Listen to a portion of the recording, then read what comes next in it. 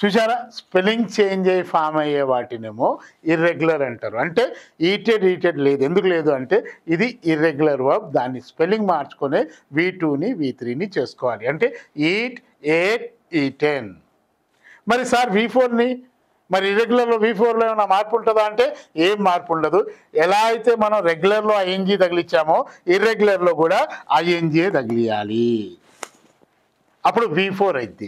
Sir మరి V5 same, మన రెగ్యులర్లో S ఎలా యాడ్ చేసామో ఇర్రెగ్యులర్లో కూడా S యాడ్ చేయాలి. అంటే V5 అయింది. అంటే eat, ate, eaten, eating, eats. ఇవి ఇలా V1, V2, V3, V4, V5 form అయింది. అలాగే పైన కూడా ఒక ఎగ్జాంపుల్ ఇచ్చిన కదా, go, vent, gone, going, goes.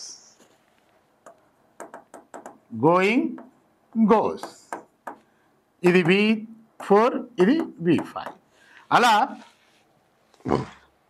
రెగ్యులర్ని ఇర్రెగ్యులర్లని మీరు ఐడెంటిఫై చేసుకోవాలి. సార్ మరి ఎలా గుర్తుపట్టాలి సార్, ఏది రెగ్యులర్ ఏది ఇర్రెగ్యులర్ అని ఎలా గుర్తుపట్టాలి అంటే సింపుల్ టెక్నిక్. గుర్తుపట్టడానికి మీరు ఏం చేయాలంటే వాటిని బై హార్ట్ చేయాలి. ఏంటిని, ఇర్రెగ్యులర్ వర్బ్స్ని బై హార్ట్ చేస్తే చాలు. మొత్తం ఇంత పెద్ద ఇంగ్లీష్ ప్రపంచంలో ఇర్రెగ్యులర్ వర్బ్స్ ఎన్ని ఉన్నాయి my dear friends? Not more than 500. 500 కంటే ఎక్కువ ఇర్రెగ్యులర్ వర్బ్స్ లేవు. మిగతావన్నీ కూడా రెగ్యులర్ వర్బ్స్. ఇందులో ఒక 300 మీరు బై హార్ట్ చేసుకున్నారంటే చాలు. చిన్నప్పుడు ABCD బై హార్ట్ చేస్తామా, అలాగే వర్బ్స్ అన్నిటిని కూడా బై హార్ట్ చేసుకోవాలి. ఇలా ఈట్ అనగానే ate, eaten, eating, eats. Come అనగానే come, came, come, coming, comes. ఇలా చెప్పుకోవాలి. అర్థమైందా?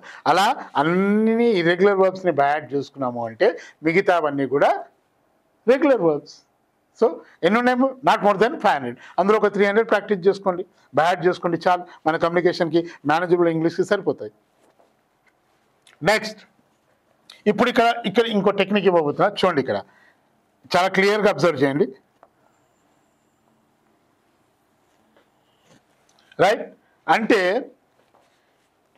రెగ్యులర్ అయినా ఇర్రెగ్యులర్ అయినా V4, V5లో ఎటువంటి మార్పు లేదు. దీనికి ING వాడుతున్నాం, దానికి ING వాడుతున్నాం, దీనికి S వాడుతున్నాం, దానికి కూడా S వాడుతున్నాం. ఎటువంటి మార్పులు లేవు కాబట్టి ఇక V4, V5ని గుర్తుపెట్టుకోవాల్సిన అవసరం లేదు. ఒక వర్బ్ ఉండగానే ING అయితే V4, S అయితే V5 తగిలిచ్చేసుకొని వాటిని క్రియేట్ చేసుకోవచ్చు. నెక్స్ట్, అదే రెగ్యులర్ అయితే V2, V3 సేమ్ ప్లేడ్గానే వస్తుంది. అవునా? So no problem. దీన్ని కూడా మనం చాలా ఈజీగా ఐడెంటిఫై చేసుకోవచ్చు. ఈడి తగిలిచ్చేసుకున్నాం అంటే అది V2, V3 ఫామ్ అయింది.